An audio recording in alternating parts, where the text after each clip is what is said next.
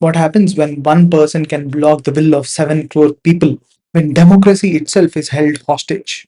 Today, we are exposing India's biggest constitutional crisis that the mainstream media won't explain. Namaste. Welcome to my channel, The Last Citizen. If you believe in democracy and constitutional values, this video is for every citizen of India. So hit subscribe and like this video because what I'm going to tell you is affecting every Indian citizen. Imagine this, an elected government which has a lot of bills which it has promised it has to bring that bills to execution. And these bills help students, help a lot of people to stop online gambling, the ones which improve the universities. But this government is taught by one person, just one person, like in the movies. No, they block it for days or weeks. No, they block it for years until the elected government gets down. That's their agenda. This is not a fiction or a film story. This is a reality which is happening right now. It's happened in Tamil Nadu, it has happened in Kerala, it happened in Punjab, and it can happen next in your state coming soon. Today, we are going to expose on few of these things. One, on how governor can become a political weapon and how president has intervened in this and how Supreme Court has given an explosive verdict. And there are multiple more questions on how we can change Indian democracy forever. So let's start with Tamil Nadu. Between the year 2020 and 2023, the state assembly passed 12 crucial bills. These weren't random laws. They were about protecting students from NEET, banning online gambling to save family, reforming university appointments. But the governor R.N. Ravi sat on these bills.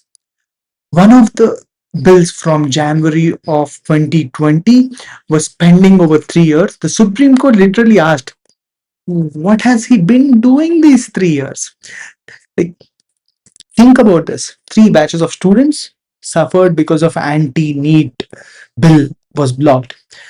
Families destroyed by gambling because that protection was delayed. Universities couldn't function properly because appointments were stuck.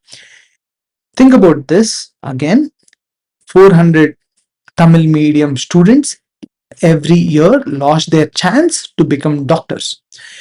Over 3 years, that's more than 1200 bright minds denied their opportunities. And while these numbers weren't public, families were driven to suicide, financial ruins by online gambling. These problems can be prevented by these bills if these bills weren't blocked.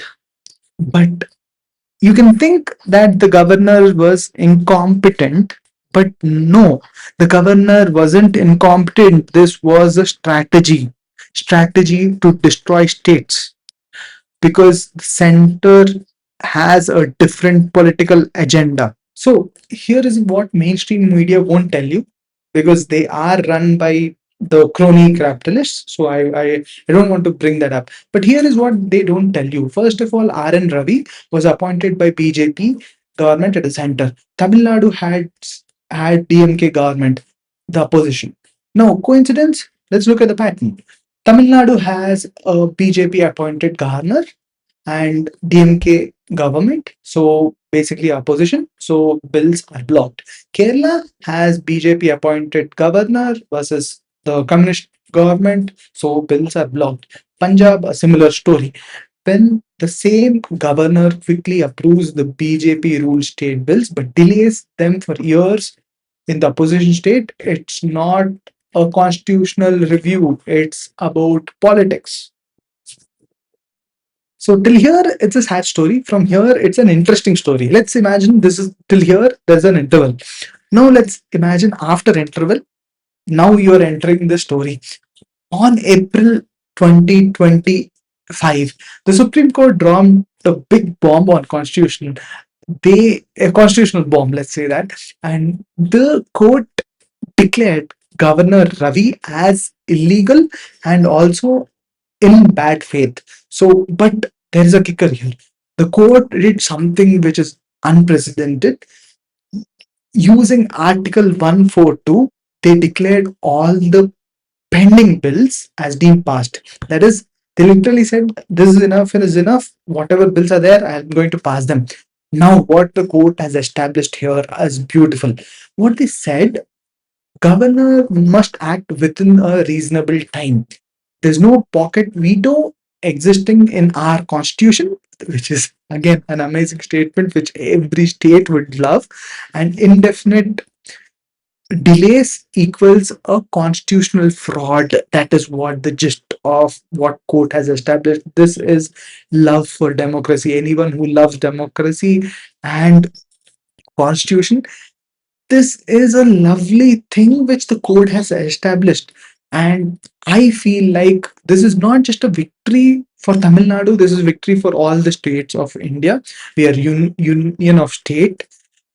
So love this move. Now I thought here the climax is done and we have reached the end of the movie and the movie is closed, but there is a new part two. There's no the story doesn't end there.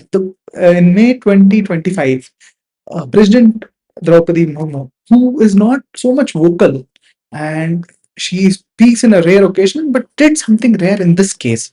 She invoked Article 143 used only in the matters of extreme constitutional importance. That means it should not be used in every case. Okay.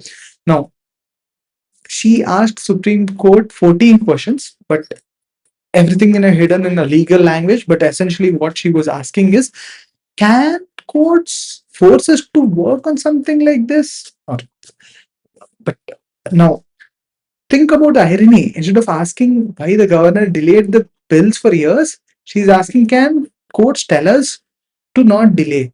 I mean, imagine you're a student and it's like asking your teacher, how can the teacher force me to submit my assignments? How can a teacher force me to sit in an examination hall and write, ask me to write and give me a time period for exam? Like, how can they do that? And after not submitting for 3 years, still if the teacher is not frustrated, you have a great teacher.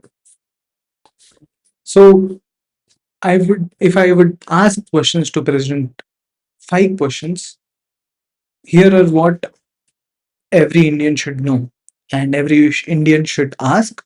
As a citizen of country, you have every democratic right to ask question to President. As a first citizen, they are a torch bearer of protecting our democracy. So here are the 5 questions for the first citizen.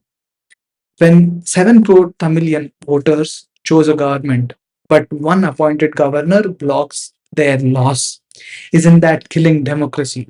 This is on democracy. And now on the timeline, you ask if the courts can impose timeline, but shouldn't we ask why were the bills pending for 3 years affecting real people? On political neutrality, now, when the governor openly supports the central ruling party and blocks the opposition bills, how is it constitutional, madam? On the real impact, what about the students who lost the opportunity? Families destroying their lives by gambling. Who will compensate because of this governmental paralysis?